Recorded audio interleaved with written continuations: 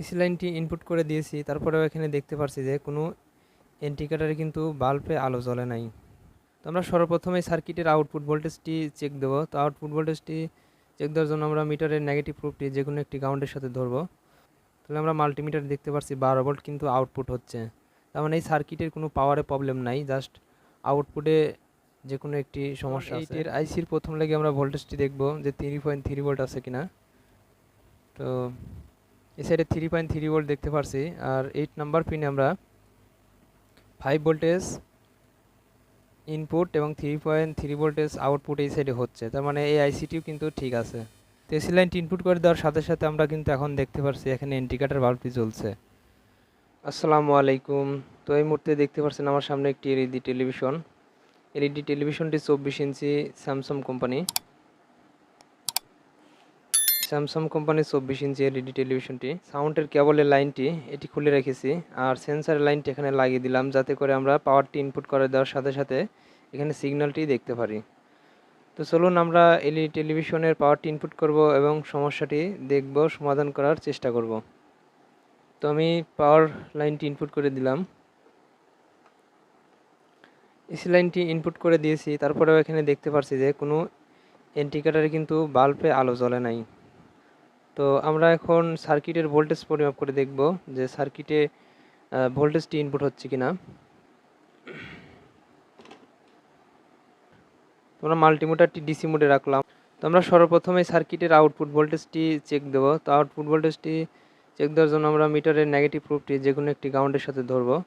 ধরার পর আমরা এই সাইডে মেইন যে 12 ভোল্টের একটি ডায়োড আছে, তো আমরা এই ডায়োডে যদি ভোল্টেজটি দেখি তাহলে আমরা মাল্টিমিটার দেখতে পাচ্ছি 12 ভোল্ট কিন্তু আউটপুট হচ্ছে। তার মানে এই সার্কিটের কোনো পাওয়ারে প্রবলেম নাই, জাস্ট আউটপুটে যে কোনো একটি সমস্যা আছে। তো আমরা এখানে এই সাইডে দেখতে পাচ্ছি আউটপুটে 12 ভোল্টেজ কিন্তু ইনপুট হচ্ছে। তো আমরা এই টেলিভিশনের সার্কিটটি একদম খুলে ওপেন করব। ওপেন করার পর আমরা স্টেপ বাই স্টেপ চেক দেব। তো আমি এলইডি টেলিভিশনের এসি লাইনটি ডিসকানেক্ট করে দিয়েছি। এখন আমরা এই সার্কিট থেকে সমস্ত লাইনগুলো খুলে সার্কিটটি আমরা বের করে আমরা সার্ভিসিং করার চেষ্টা করব। আমরা প্যানেলের লাইন এবং এসি পাওয়ার লাইন সহ বোর্ডের স্ক্রুগুলো খুলে বোর্ডটি আমরা একদম আলাদা করে ফেলব। তো আমরা সার্কিটটি এলইডি টিভি থেকে আলাদা করে নিয়েছি। তো আমরা এখন এখানে সেন্সারের লাইনটি লাগিয়ে নিয়েছি আর একটি পাওয়ার কেবলের লাইনটি লাগিয়ে নিয়েছি। তো সার্কিটটি আমরা এখন এসি লাইনে ইনপুট করে আমরা সার্কিটের ভোল্টেজগুলো পরিমাপ করব, স্টেপ বাই স্টেপ ভোল্টেজগুলো দেখব, তারপরে আমরা সার্কিটটি রিপেয়ার করার চেষ্টা করব। তো আমি এসি লাইনের প্লাগটি ইনপুট করে দিচ্ছি।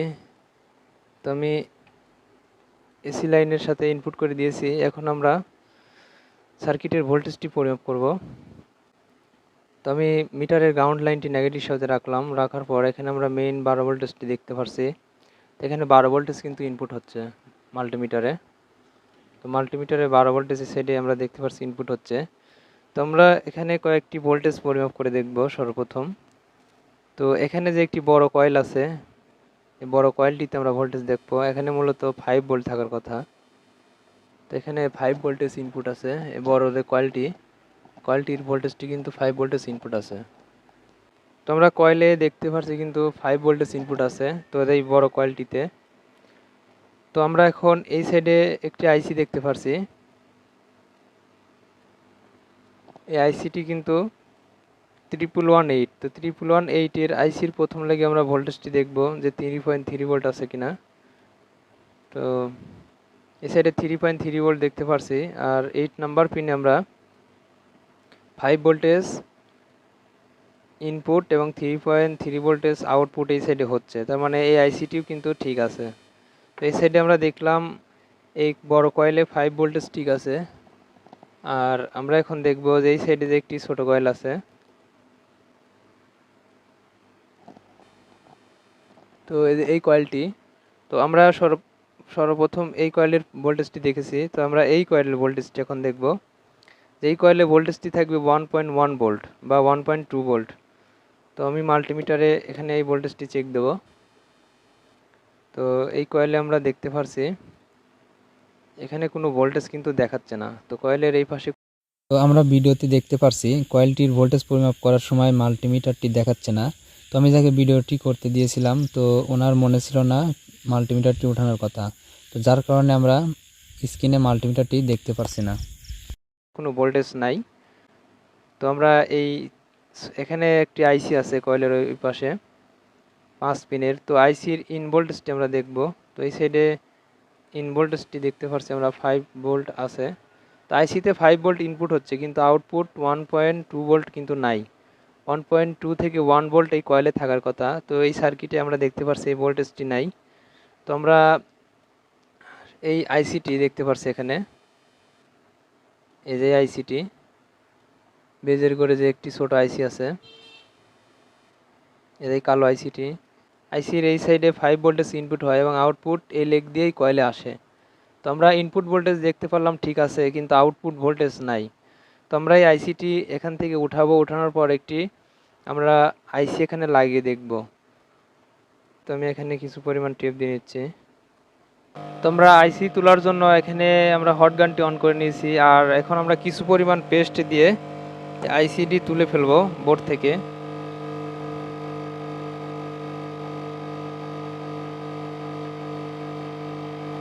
তো 5 পিনের আইসিটি আমরা এখন হট গান দিয়ে হালকা হিটে উঠিয়ে নিয়ে আসবো, যাতে করে আদার্স কোনো কম্পোনেন্ট না লড়ে যায়।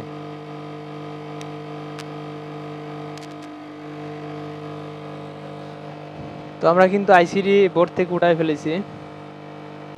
তো আমি আর একটা নষ্ট বোর্ড ছিল আমার কাছে, ওই বোর্ড থেকে আমি এই আইসিটা তুলে নিয়েছি। তো এই আইসিটা আমরা যে আইসিটি উঠালাম ওই স্থানে এই আইসিটি লাগাবো। লাগানোর পর আমরা সার্কিটটি রান করে দেখব।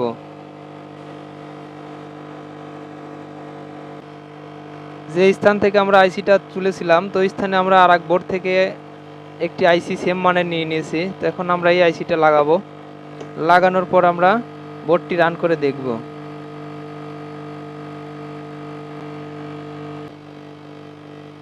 তো আমরা আইসিটি বসিয়ে নিয়েছি। তো আমরা আইসিটা লাগিয়েছি। তো লাগানোর পরে এখানে আমরা এখন কিছু পরিমাণ পেট্রোল দিয়ে ওয়াশ করব। তো আইসি লাগানোর সময় যে আমরা দেখতে পাচ্ছি হালকা বেজে এখানে একটু পুড়ে গেছে। তো এখানে আমরা হালকা পেট্রোল দিয়ে পরিষ্কার করে নেব আইসিটি যে লাগালাম। তো আমরা সার্কিটের এখানে সেন্সারের কেবল এবং পাওয়ার কেবলটি লাগিয়ে নিয়েছি। তো আমরা এখন সার্কিটে পাওয়ারটি ইনপুট করব, ইনপুট করে দেখব। তো আমি এখন সার্কিটের পাওয়ারটি ইনপুট করে দিলাম, এসি লাইনটি ইনপুট করে দিয়েছি। তো এসি লাইনটি ইনপুট করে দেওয়ার সাথে সাথে আমরা কিন্তু এখন দেখতে পাচ্ছি এখানে ইন্ডিকেটর বাল্বটি জ্বলছে। তো এই অবস্থাতেই আমরা এখন ভোল্টেজটি পরিমাপ করে দেখব। আমরা যে আইসিটা চেঞ্জ করলাম তো আইসির ওখানে এখন দেখব আমরা কয়েলে কত ভোল্টেজ ইনপুট হয়। তো আমরা কিন্তু এখন দেখতে পারছি। তো আমরা এই জায়গাতেও দেখতে পারছি স্ক্রিনে মাল্টিমিটারটি দেখাই নাই। তো আমি যাকে দিয়ে ক্যামেরাটি করতে দিয়েছিলাম তো উনি একদমই নতুন ছিল, তো উনি বুঝতে পারে নাই যে এই কাজের ক্ষেত্রে মাল্টিমিটারটি দেখাতে হবে। তো যার কারণে আমি দুঃখিত, মাল্টিমিটারটি এখানেও আমরা দেখতে পারছি, স্ক্রিনে কিন্তু শো করছে না। 1.1 ভোল্ট এই কয়েলে ইনপুট হচ্ছে। তো 1.1 ভোল্ট এখানে মিসিং ছিল, যার কারণে এখানে কিন্তু ইন্ডিকেটরটি জ্বললো না। তো এখন আমরা এই সার্কিটটি টেলিভিশনের সাথে সেট আপ করবো। এলইডি টেলিভিশনের সাথে সেট আপ করার পর আমরা টেস্ট করে দেখব। তো আমরা এখন এই সার্কিটটি এলইডি টেলিভিশনের সাথে সেট আপ করবো। সেট আপ করার পর আমরা প্যানেলের এলপিডিএস কেবল লাগাবো। লাগানোর পর টেস্ট করে দেখব। তো এই এলইডি টেলিভিশনের সার্কিটটি মডেল নাম্বারটি আমার থাম্বনেলে দেওয়াই ছিল। তো তারপর আমি বলে দিচ্ছি TP.SK.108.PA.672। তো এই সার্কিটটির মডেল নাম্বারটি ছিল। তো এখন আমরা প্যানেলের এলপিডিএস কেবলটি লাগাবো। তো এলপিডিএস কেবলটি আমরা সোজা দিকে লাগাতে হবে, উল্টো কানেকশন করলে কিন্তু প্যানেলটি নষ্ট হয়ে যাওয়ার সম্ভাবনা থাকে। তো এলপিডিএস কেবলটি আমরা লাগিয়ে নিয়েছি। তো এখন আমরা এখানে একটি স্ক্রু লাগিয়ে নেব। তো আমরা এলইডি টেলিভিশনের সার্কিটের সাথে এলপিডিএস কেবল, পাওয়ার কানেকশন এবং এখানে সেন্সারের লাইনটি কানেকশন করে নিয়েছি। তো এখন আমি পাওয়ারটি ইনপুট করে দেব। পাওয়ারটি ইনপুট করে দিয়ে দেখব। তো পাওয়ারটি ইনপুট করে দিয়েছি। পাওয়ারটি দেওয়ার সাথে সাথে এখানে ইন্ডিকেটরটি এখন জ্বলছে। তো আমরা এটি রিমোটের মাধ্যমে অন করে দেখব। তো আমি টেলিভিশনটি ঘুরিয়ে ওই দিক করে নেব। টেলিভিশনটি আমরা এখন রিমোটের মাধ্যমে রান করব। তো আমরা রিমোটে রান করার পর নীল ব্লু ওয়্যারটি জ্বলে গেছে। তো এখন কিন্তু দেখতে পাচ্ছি আমরা টেলিভিশনটি রান হয়ে গেছে স্যামসাং। তো টেলিভিশনটি কিন্তু একদম পারফেক্ট ক্লিয়ার।